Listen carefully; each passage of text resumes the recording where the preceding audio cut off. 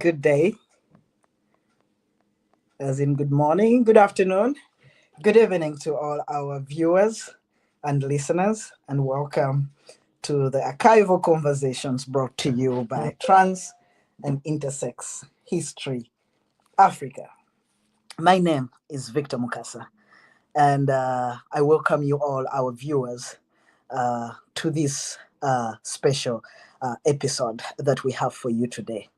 For those who are joining us for the first time, the TIHA archival conversations are brought to you by Trans and Intersex History Africa, which is a platform where we document, celebrate, and preserve the legacies of African trans and intersex activists, elders, peers, comrades, siblings.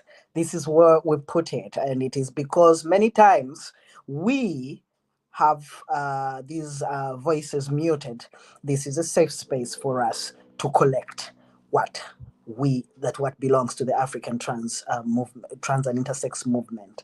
So it is not just history, but it is our movement. It is power, and it is a living memory of the African trans and intersex movement.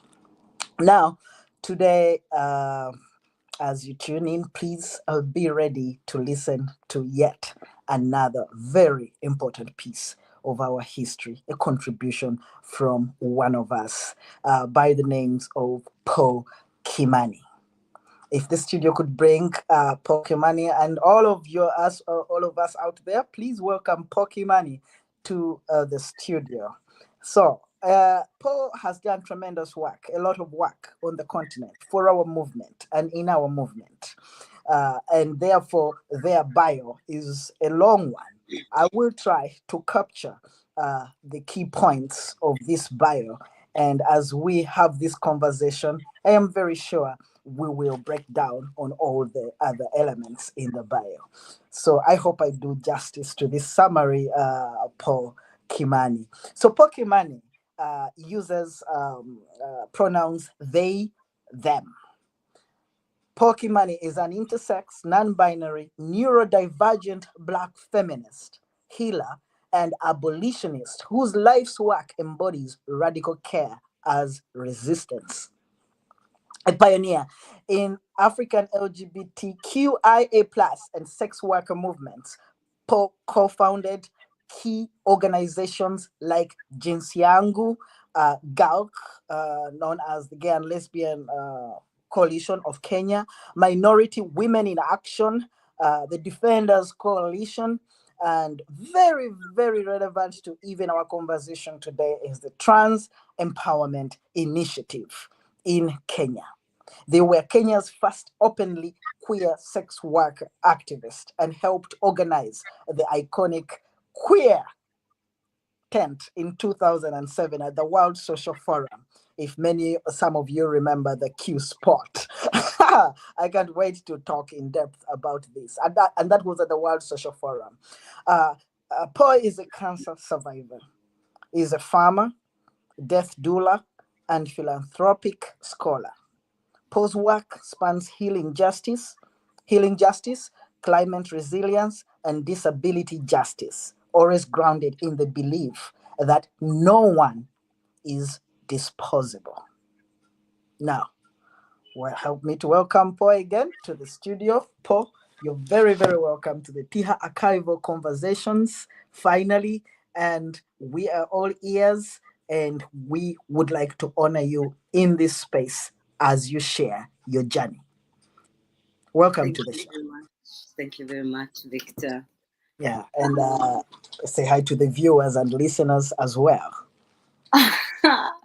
I feel like I have said hello already, but I want to take this moment to just offer gratitude and offer care and love for my people. I think it's important that we remember how important and valuable we are. We are whole. So I'm grateful to be here. Po, that is the healer in you, always starting with the healing process before you engage in anything. Now, Po, before we begin, I would like to ask, sometimes people, as I walk around here where I am in the West, there are people who ask me whether, for example, Uganda is in Asia. Could you please explain, just draw a picture of where Kenya is in Africa, for those who don't know where it is situated? Kenya is an interesting place because we are a country in the North Horn, eastern of Africa. So we border Ethiopia, Somalia, Uganda, Tanzania, Rwanda, Burundi, if you expand to Sudan. So Right. we sit on the equator and are named after the mountain, Mount Kenya. So actually, I think that is we're a beautiful country. So I'm sure everybody learned something new about Kenya. And also we've seen Kenya in some kind of situation this last few days. There've been protests. How is the situation in Kenya right now? That's why I had to offer love and care and protest, because at this moment we've invoked every of our ancestors' dream to be free and to be liberated. Because in Kenya, where it might look like the last couple of days, but it's been a build-up of all the tension, of all the oppression, of all of the ways that gendered colonial oppression exists for us. And as scary and as painful, and as we are filled with grief for the losses and the bloodshed that's going on, we also recognize that we are paying homage to our freedom, to our past, to our present, to our future. So it's hectic. There's so much blood loss. There's so much organizing and agitation from the people. But the government, the states, the institutions refuse to hear. So we are ready. We stay ready. We stay protesting. And we ask for Kenya, and that's it. And I know that you're usually a part of this. You're usually part of, the resistance in Kenya, even outside of the queer movement. When women are rising up, you rise up. When I've seen you in action. And so you being here with us today is a great honor to make that time to just come and contribute to these conversations. And we thank you so much for that, Paul. So, Paul, as just diving deep into now the conversation, you are an activist, a human rights defender. We've seen you being a part of the founding of some of the very, very powerful and useful organizations on the continent. We've seen you speaking at meetings nationally, regionally, and also internationally. I would like to ask you to take us back to your early days of organizing, like where you start from. What pulled you into activism? Where did you start from? How was that like? I want to start by saying that it's taken me many years to associate with activism as an identity, but I've always been a person who flourishes in integrity and in clarity. So for me, since childhood, I think the fact that I'm born intersex pushed me to a space of defining and creating a blueprint for the life I want. So from maybe the age of 14, I had started being part of the Civil Society of Kenya because my friend and I, Dr. Wangari, tried to found the first ever youth parliament in Kenya in 2000 and maybe 2004 or 2, or like a long time ago. It didn't work out. It didn't even get off the ground. It was a massive failure because I don't think people recognize that the youth and children can engage in political work. But what that meant for me is that then I was exposed to a wider audience who I then was curious to know, what do they think about me and my life and the people I love and live within. So the idea of being radicalized for me is my intersex identity. From a really young age, from birth, I knew that there were things about me that was seen as atypical in the world. And so that demanded that I exist in truth so that people can see me or can humanize me fully. So my activism is really centered in my wellness, my well-being. Yeah. So at the age of 14, you make that attempt, which is important to note down, friends. I don't think you've heard about that before, but it's a thing for our movement. This is where it starts from, and we should record it somewhere. Those first attempts at youth parliament in Kenya, whereby Po Kimani and Professor Wangari, is it Yeah. Professor? Yeah, Wangari. that is actually very helpful because in the future it's going to show us a lot and why you were involved in some of these things. So we're seeing you organizing. You're one of the activists that I worked with very long ago, decades ago, in the region, not just in Kenya and Uganda, but in the region. How did you get into that kind? I apologize for saying the word activist. I need to find another word to use It's my way of being. because It's my you just educated us, and I don't. I want to learn. I'm usually a good learner. How do you get involved in this process of healing, visibility, change, radicalism, and all that? Because I see you working with all these organizations, not just working with them, but being in the foundation process of these organizations. How do you get in there? Where did you start from? From knowing and seeing and witnessing pain and oppression, from knowing that I had a truth that would shake rooms every time it was out there, from also being born in Kenya. Kenya is a hectic place to be born in, hey? Because in a lot of ways, we are central to like the economy of Africa. My blackness has been an identity that has been central to my existence. So I knew that bigger than being born in Kenya and agitating for Kenyan freedom, I was connected to Black people in South Africa. And in 1994, South Africans were already talking about LGBTI rights, even when it was just about gay rights. I'd heard about Simon Colley, I'd heard about Bev Ditsi, and it was in passing and not important then, but that this seeds existed in my life made it so much easier that when we meet at the World Social Forum in 2007, I had already publicly come out. And I think when I came out, it was a conversation around HIV AIDS when a friend of mine called Angus Parkinson had written research on HIV and AIDS and connection of MSN and the spread of AIDS within like men who have sex with men. And in the 2000s, HIV was a huge activation point for people who were interested in human rights. So for me, being able to speak about the vulnerabilities of women, of children, of youth, of really young pregnant mothers or young mothers, it was important for me to also name queerness in that conversation. And so December 2005 was sort of Kenya's opening up to a conversation because yes, we had the National AIDS Control Council giving us a paper that stated 14.7% of men who have sex with men are also married to women and have families. And so HIV as an issue, as a public health issue, needed to be intersectionally looked at. So 2005 World AIDS Day activates a desire for me to be in community with other people. But what I also did not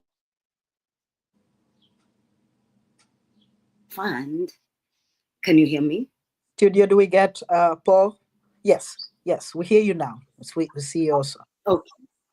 Okay, yeah. So in 2005, the Urgent Action Fund also had brought together LGBTI activists from the continent, but really from East Africa into Kenya. And I remember I was walking down the street going to have my drink somewhere with Angus, and somebody called us and was like, yo, there's a meeting at Chester House, and they're all these gays. And we were like, yes, we're going for the gays, we're going for the gays. And see how beautiful, because this is a font we've been working on desiring community. And then there's a font that the community is already organically growing. And by this time in Uganda, you already were in court suing the government, and I knew about that. And as a law student then, I was curious, what was my role in placing and centering my people in a conversation that did not involve we are tokenized, we are sensationalized. My humanity really led me to need to have a way to bring our humanity to the forefront. And so for me, it's been luck, it's been privilege, it's been the intensity in which I live my life. I am honored to be able to sit with myself and know that I want freedom, I want liberation, and it comes at a cost. And I walk around knowing, yes, I might be the target, but I'm also the person who's breaking the chains. It's a fair cost. I think activism for me now, as we speak about it, allows us to grow into an identity that's expansive, allows us to learn about the things that we've been taught to hate of ourselves. Like the running joke in the community for the longest time was about my anger and my rage. But if I wasn't a rageful person, I would never have had the courage to face the government. I would never have had the courage to drive in a bus to come to be in solidarity with you in court. I would never have had the courage to stand in front of Ugandan media to speak about the queerness in Africa without needing reference or without needing to be Ugandan. So for me, I really want to come to the point where for us as trans and intersex people, as queers of this nation, we walk with agency. We walk knowing that our whole existence is the blueprint for liberation. That Africa requires our everyday experiences because the alternative is what's needed for liberation. We can no longer fit into the systems. We can no longer assimilate and be part of the table because that table is dysfunctional. That table is set and layered in colonialism, is layered in hate for ourselves. So it's beautiful that we remember our history also with the power that we hold. And to never ever bring our existence down to just the pain and the grief we have to bear. It's a huge part of our lives. We've lost people. I want to name David Kato. I want to name Erica. I want to name so many people in this room. I want to name Kagendo, who was the first ever lesbian in 1985 to be in Nairobi at the Women's March. I want us to remember that. Yeah, George, Joel, Nana, like we are powerful people, and that's important. And when we bring it down to gender, then we also must begin to push back on the notion that we are only in the room as expertise. No, we are not only in the room as expertise, we are in the room because it's our room, period. Yeah. Thank you so much. That's very, very deep. In fact, that little segment requires another show to just unpack further, to unpack that further, But this being an introductory one, and I use the word introductory very strategically. Introduction means the first, meaning there are many. Yeah. I would like, because one of the issues that are very important to TIHA is the erasure of our lives, our work, our misery, our joys, our everything. And it was very important for me to ask that we capture, for example, your first attempts at forming youth parliament as a big thing, because I'm sure that has led to something today. And so it is important that the World Social Forum, the event, the Q Spot or Q Tent, is very significant in our movement, whatever happened there. And I would like us to get back to that. In your bio, I saw that you initiated this space. And it is something that we celebrate, the few of us who know. But but it is important to our history. And I would like you to just talk about that in a little depth for people to understand that it was not just a tent where we went and partied and talked about our organizations, but what it did for our region, our struggles, our activism, even our joy in that moment, and probably moving forward. Mm. I think for us to understand 2007 also, we have to understand with my love for the land and my love for identity and owning my Blackness. So by the time 2007 World Social Forum was happening, it's a global meeting that happens frequently. Yes. We had already been on public media speaking about HIV. We did little documentaries. Like by this time, the Gay and Lesbian Coalition of Kenya was existing with community, let's say, because we need to also separate what we did because we loved each other and believed in liberation, and what we did because there was donor funding that was a colonial lens that was feeding us while we activated.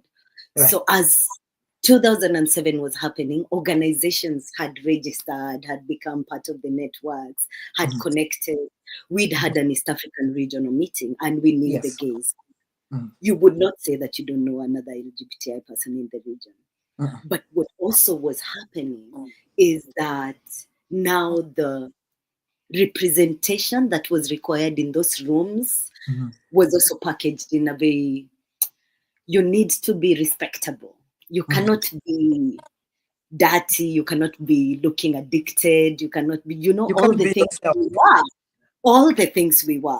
The things we were. I want to remind you that. Yeah. So, as organizations founded and became what everybody wanted, desirability of those organizations was sort of prioritized over the wellness of activists. Right. And so then the tension in the movement became more clearer.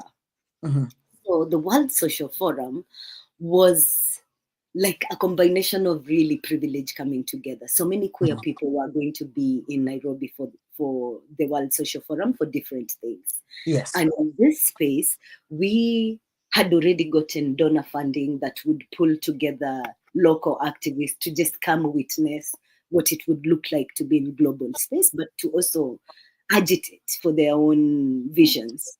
And at this point, I was a volunteer with Liverpool VCT doing HIV and AIDS work because they allowed me the safety and security of doing the actual community mobilizing work I was doing on abortion, on sex work, on drugs and addiction. Like most of the ways I was introduced to the community was because I was deeply involved in those communities, but it was never respectable enough to be in the Kenya National Human Rights Commission or to be in court, or even when I am very intelligent and well educated.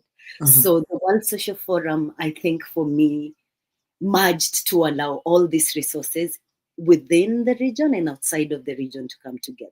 So we met Coalition of African Lesbians for the first time, and it was a big deal.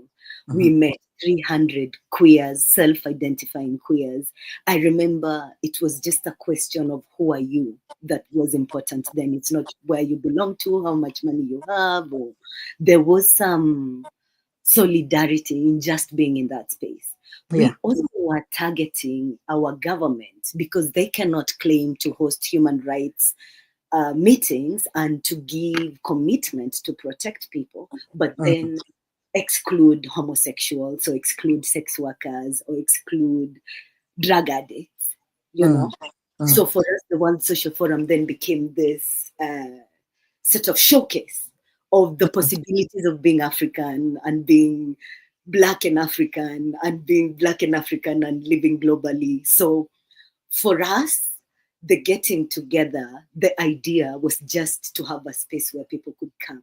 What happened was magnificent because every sort of curiosity showed up at the World Social Forum. There were the Africans who could not believe they're Africans who were like us. There were the police who were like, but is this even legal? There was us who were like, oh my God, I can have all the sex, have all the drugs, have all the party, have. There was And have all the drinks. all of it, and it was fantastic. I miss that day or week so much. But please remember that in every connection, something was radicalized in me, because I remember looking at Fikile Vilakazi and seeing the dike in front of me, and then listening to Fikile teach me how they have fought violence in South Africa in the most violent of times. And a part of me was healed. A part of me was affirmed. A part of me was reminded that fuck my government. I have my people, and we might be far and wide, but we are together and we have a vision. And we have work to do between us, but also work to do against the systems that are ending us. So for me, World Social Forum was like the part when we decided as Africans that we no longer want to be named by others, that our own ceremony would be out of ritual and respect for who we are and the dreams our ancestors had. And I remember telling people in 2007, because I was crazy with the research, Kenya had already, through the health ministry and the prison system, named trans people as part of the population, because in 1982, the first ever sex change was done in Kenyatta National Hospital. 1982. Yeah. This person did not survive because society was not ready to embrace a new way of being. But that in 1982 in Kenya, we existed and we didn't exist in shame or in the periphery. We were not in the marginals. We were center of our history. I think to bring 1982 to 2007 and bring 2007 to 2025 should be the work we do when we hang out with each other. And the saddest thing that I cannot go away without naming is the ways in which NGOs insist in tokenizing human beings, pedestalizing identities and individuals, but erasing the work of people who are not really invested in the pedestals, people who might not have the privilege, the language, the respectability, people who will essentially be disabled by this work we do because chronic illness, because addiction, because sex work makes you vulnerable, you know? Mental health. Yeah, because as an intersex person, I have been prodded and poked all my life. And for some reason, if I react to people coming into my space violently, I'm the violent one. Like, I would like us to be such careful people, loving people, that we see ourselves for exactly who we are, and we are able to still love ourselves, that notwithstanding. So we stop erasing our history because it feeds our presence. Because if Yvonne Oyo would not have sued the government of Uganda as a Kenyan, as a trans man in 2005, alongside you, we wouldn't be this far. Audrey would never have been able to register a trans organization. So we stand on each other's shoulders. We exist because the past spoke of our names, and we must continue speaking our names and the names of our siblings every day, every day. Yeah. Very interesting conversation. It's the studio. Please bring me back on track when you see me going, because Paul represents many people out there.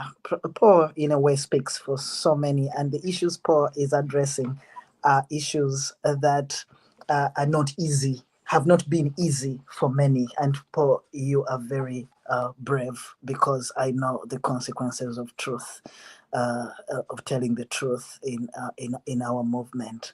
But I will try to capture. And Liz Teron and team out there, I think we should have some conversations where we are just unpacking more and more of these issues.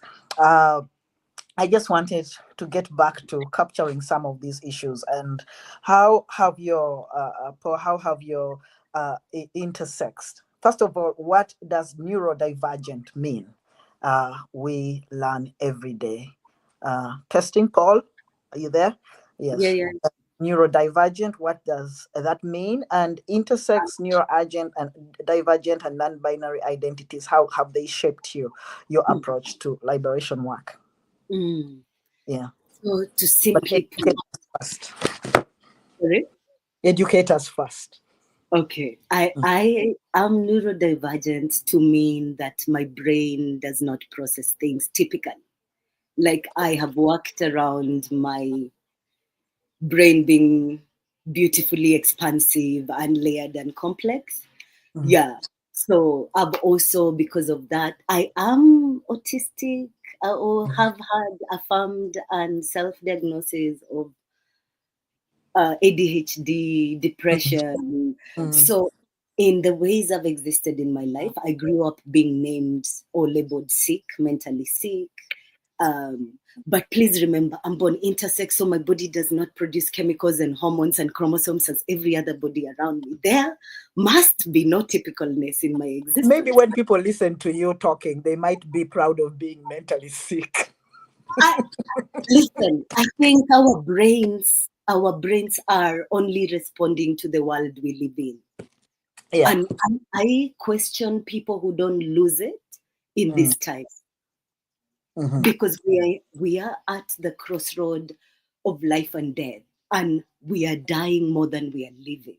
And that's the reality of who we are, Mm. especially as intersex and trans people who are Mm. already challenging the ways the world is set and the ways in which power is negotiated. So, as a person whose brain, like for the easiest example was, I zone out in class. I zone out when you're talking to me. I zone out. To bring myself back, I have to pinch myself. I have to maybe count, or over the years I've learned that I can self-regulate and be present in ways that's beneficial for me. But I've also Mhm. learned that it's the systems I'm forced into that then force my brain to try tabulate what is safe and what is grounding. So Mhm. for me, I've never been ashamed of my mental illnesses or Right. my struggle with mental wellness, Mhm. because it's so beautiful to be aware and be present in my whole expansiveness. Mhm. And in these ways that I'm not typical are the ways I'm wise for the world, are the Mhm. ways I'm the medicine for this world. Mhm. So neurodivergent typically for me means that I require a lot more room, a lot more space, and I'm very articulate about the needs I have so that I can thrive or I can exist. And Mhm. that might be that at some times I will be verbally active and I will overtalk your ear out. At some points, I will withdraw and self isolate. At some points, I'll struggle with depression and anxiety. At Mhm. some points, you will have to remind me that I'm in the room because I dissociate. And those ways of learning how my body responds to the life I live Mhm. have also taught me that there isn't really a typical way of being. And none of us can walk around saying they don't know what anxiety and depression is. But Mhm. our industrial medical health systems Mhm. have insisted that we must label ourselves sick and mad and worthless. Because if I say I'm mad and I'm beautifully mad, I don't run away from it. It will register in the world that I'm unworthy. But in my madness, I have brought all the contradiction that was required to initiate a radical conversation around what is really well. Mhm. And so for me, it's less about proving to whoever how good or how worthy I am, but reminding myself of how big and how expansive. Would you say that that self awareness has informed your your your the healing element in you outside of yourself, but towards the community, and how you reach out to people and how you get to understand people in different situations? Is empathy learned? I don't Not know. empathy, not Um, empathy in particular, but that self knowledge Self-aware. that sometimes it is okay to be this way. Um, That it doesn't shock you when people are certain ways, or your empathy is able to penetrate deep in them because you understand certain things from your own Most experience. most times I'm Mm, petty and judgmental in just my own head. mm, I have so many emotions. I cannot run away. mm, And I'm full of rage and anger. And I'm also very reckless at times. What I think I've become better at because of the life I've led. I've been chronically ill for more than 18 years. It mm, meant that I've relied on people to stay alive. mm, So many people have given up their own wellness and privilege so that mm, I'm alive right now. Shout out to Hakima and Kat because they've stood with me in ways I didn't know how to be alive. So mm, experiencing love and community that way has mm, mirrored my capacity to be available, to mm, be willing to break down and not understand and not know and not like you, but mm, still know that yo, if I want to be free, your freedom is tied right next to mine. And mm, I can drink wine for a couple of days and be served champagne because I'm privileged now. Or we can all look for clean water for the family because we are mm, one big family. And mm, I don't want to deny us the work we have to do to see each other.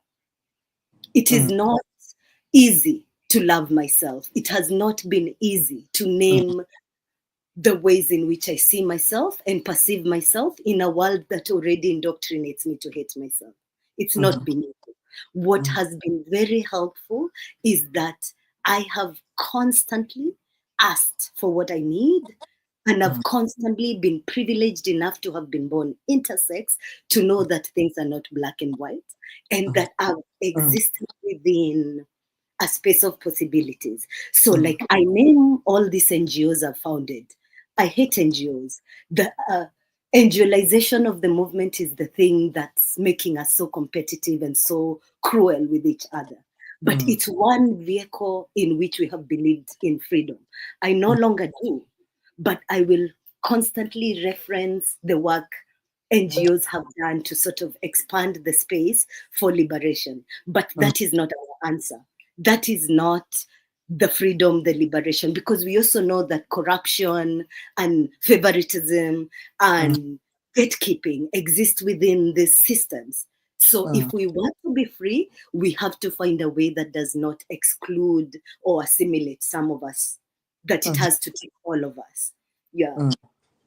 Uh, yes. Every question you're responding to requires a follow up. A follow up. Sure. You must have But known I will overtalk. no. I know about that, and that's why I told you earlier on that I can't. It's difficult to limit you in terms of time because when you do that, you're talking sense. But I wanted to ask you a question. In all this work that you have done, if you could archive one moment that defines your activism or something that defines your activism, what, not activism, your work, that defines your work, like, what would that be? When I decided to move back onto the farm and tend to myself, when I honored the calling to see myself worthy with nothing that I'm doing reflecting what the world deemed productive and worthy of me, because people see me and associate me with all these big adjectives. I'm strong, I'm courageous, and oh, I give thanks for that being what my ancestors stand me in for.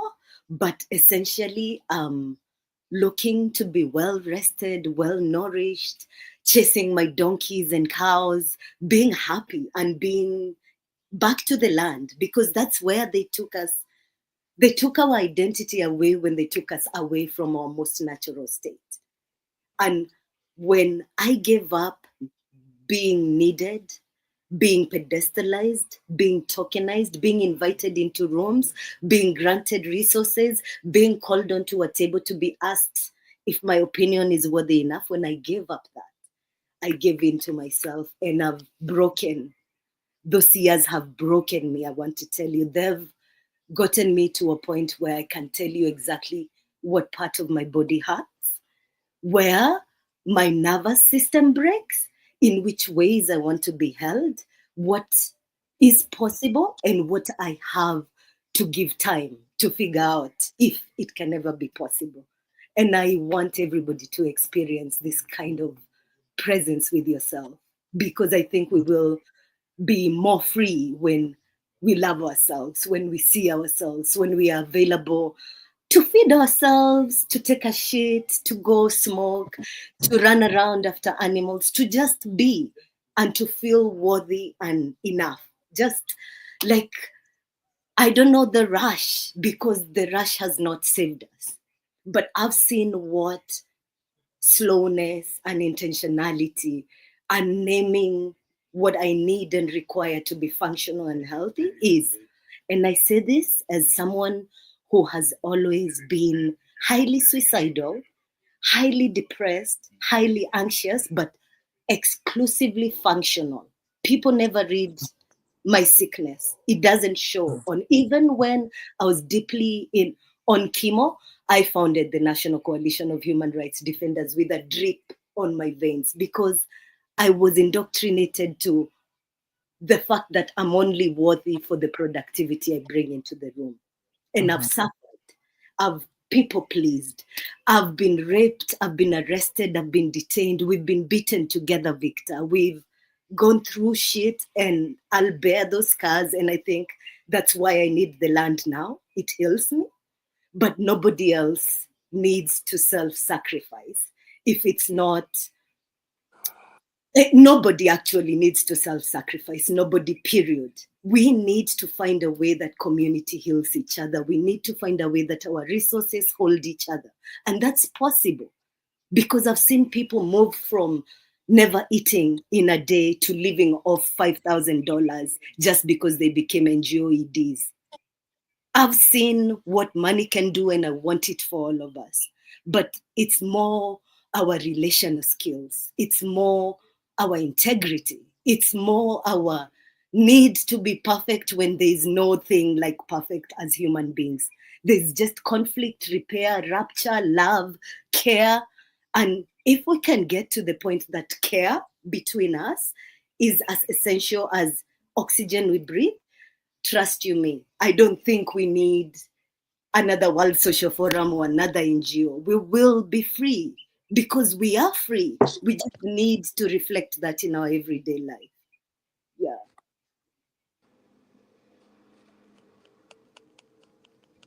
Yeah, exactly that. I could only just keep looking at you, because I was I was trying to get more and more and more and more of that. And thank you so much, Po, for your honesty, for your and for I mean your breath to share some of the things. And I know that somewhere there's pain, if not in you, for in others who have similar lived realities or parts of those.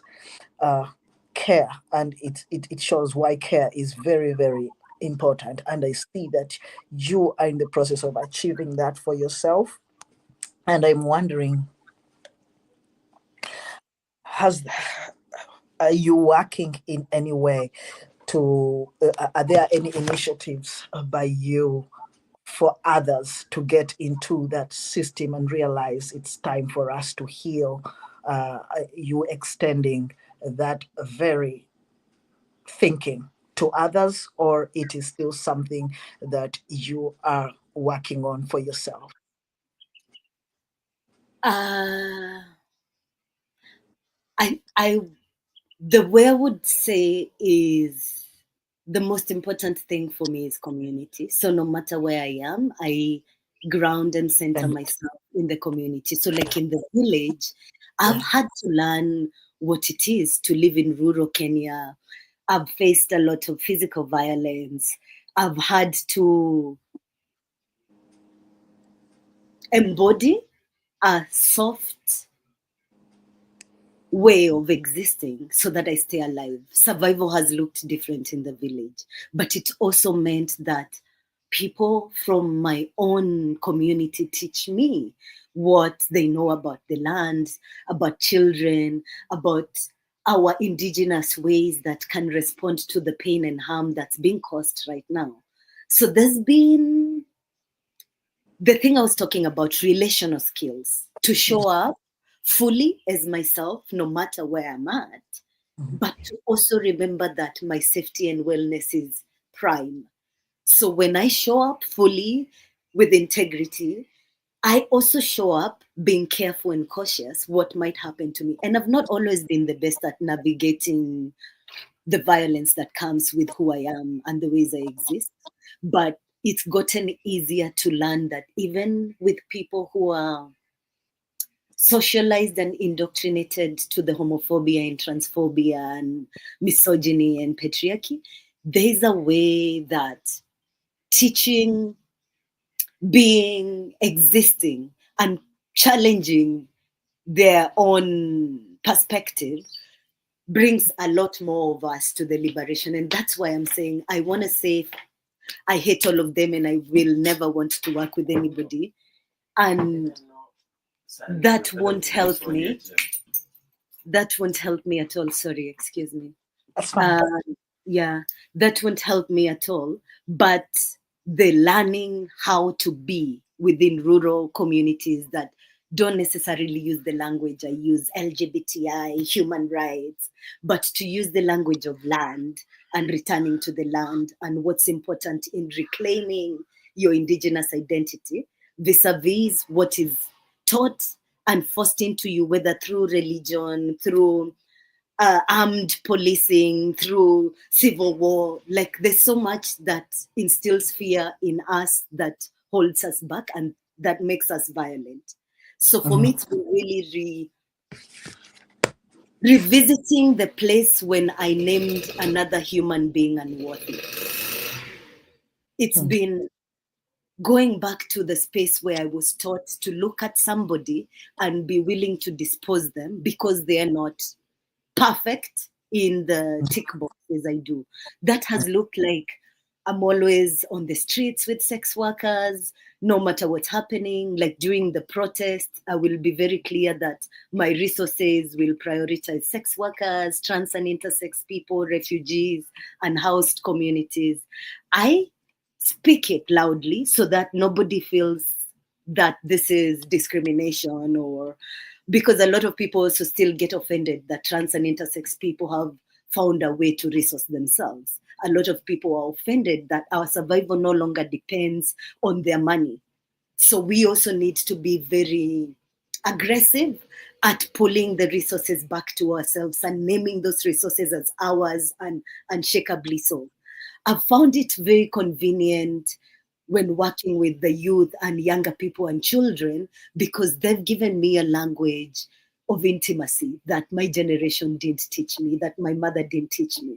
So I sit and listen to the wisdom of children, of teenagers, of youth, and this doesn't necessarily look like an NGO, but it looks like offering myself for work that I know is happening, showing up for protest, organizing lunches and check-ins, and allowing people to come feed me, to take care of me when I'm sick, inviting people that are comrades that I'm not intimate with into my intimate space to also challenge my own privilege of needing to consume my self-care in an individualistic way.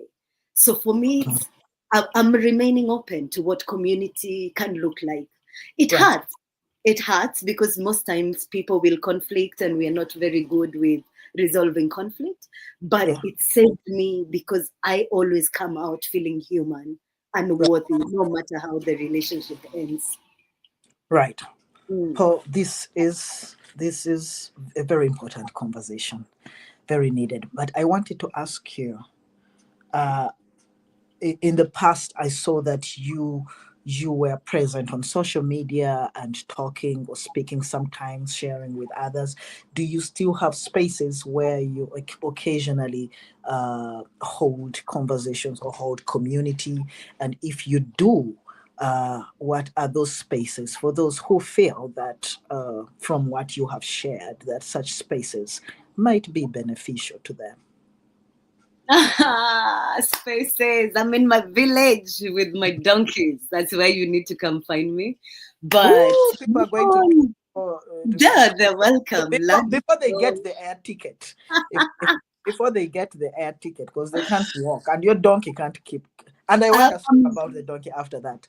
I'm on social media Yeah. as Po Kimani on Instagram and Popo on Facebook. I'm rarely active on these socials, to be honest. You were on But the Twitter.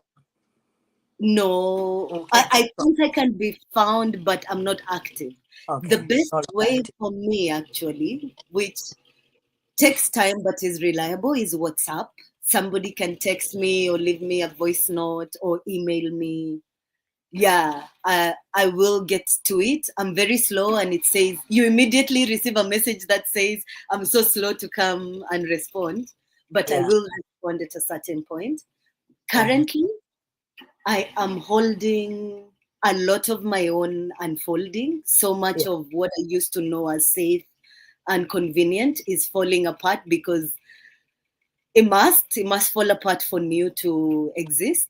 So I've been limiting my public engagement in the Okay. ways of being in spaces and talking, because I also believe that yes, I have a lot of wisdom to offer Yeah. and I have a lot to learn, Mm. and also the world has so much brilliance right now. We are the luckiest generation alive because we are experiencing a world that has shown us the possibility of young and youthfulness.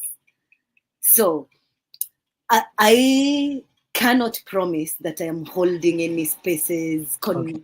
consistently. Right. But there are things on Twitter. I have a Twitter handle account together with some colleagues that talks about like the violence within NGO spaces. That's called We Are Movement Enough. I can write all these things and share with you so that you tag to the Studio, if you could write for Twitter, it's called We Are Movement Enough. We Are On Movement Enough. Facebook, they are called Popo. Mm. On Instagram is Po Instagram, Kimani. Po Kimani. Yeah. Yeah. Yeah. And my email address is poul85 at gmail.com. Paul, POUL85 at gmail.com is the yeah, email, and Paul can actually access that too. yeah. Those of you who have just joined us, we are archiving our histories, trans and intersex people in Africa. Today we had a very, very special conversation with Paul here. Paul is We Are Movement Enough. Yes, We Are Movement Enough is on Twitter. Uh-huh. It is on Twitter. X. Pokemon. Twitter. We're moving Forgive away me. from Twitter, But though. I could tell that, yeah, there's a lot that I and probably others have learned from this conversation, things that we can actually, think about and reflect upon, just to have a larger process in our minds. I'm so glad that we have had this conversation, Paul, because this conversation will not expire.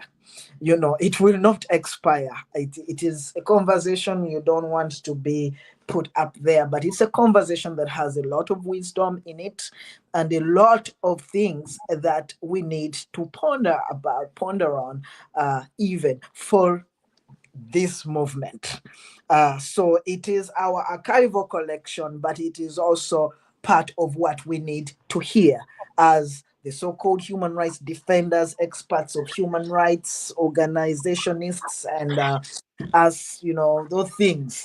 It's a very important conversation and will always remain young for anybody who listens to it, even in the future.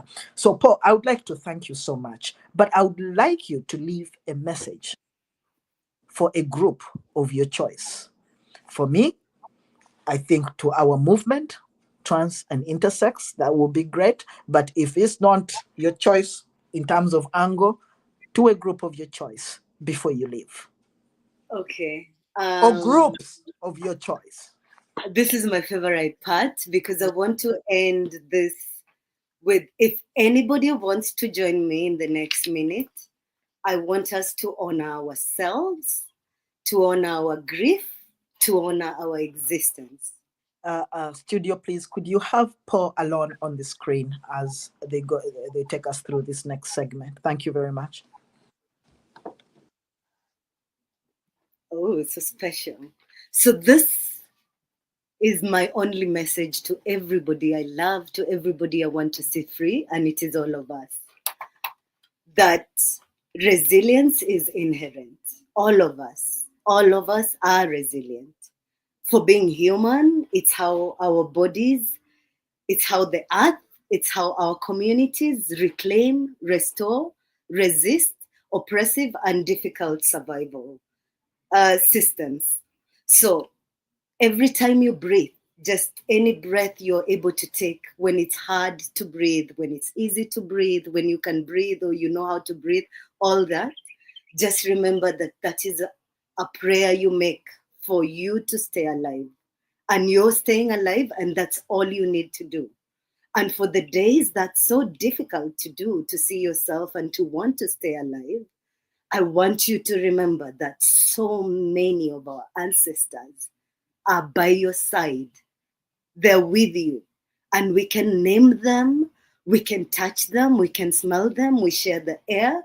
And when all of that fails, find earth, find soil, find water, find a plant, and just be in observation of how it exists.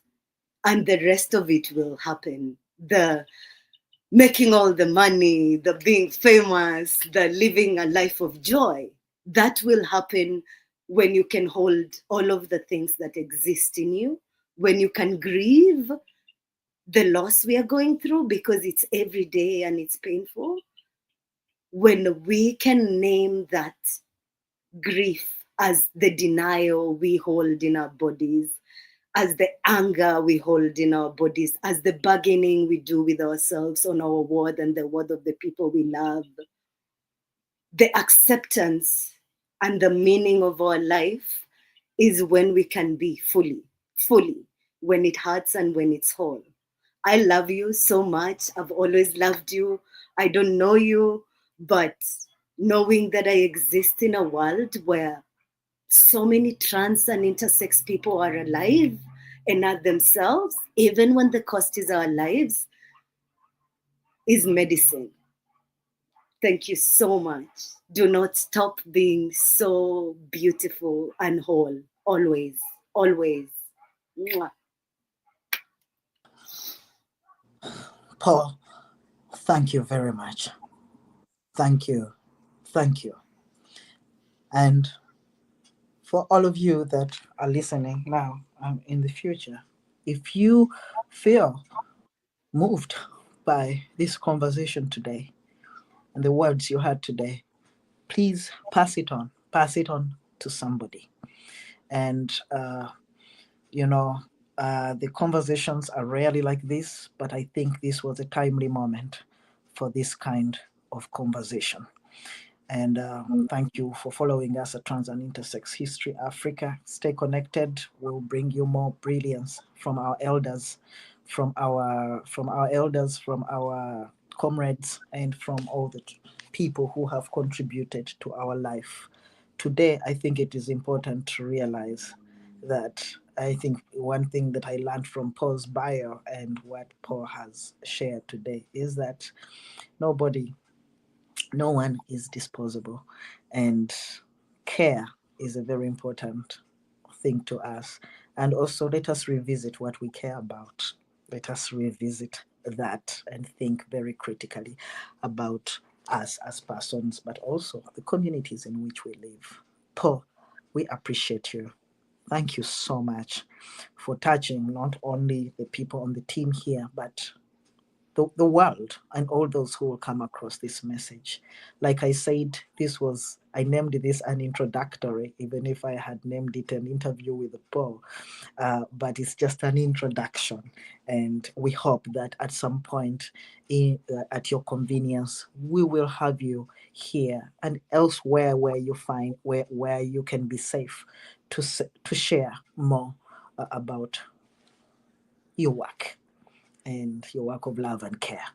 Thank you so much. And to everybody listening to us, we appreciate you. To those who have supported the work at TIHA, Australia Foundation, Other Foundation, and Gender Dynamics, we thank you. To all of you fearless people out there who are contributing to what has been silenced for a long time, we thank you. And till next time, may you have a wonderful weekend. Au revoir. Bye bye.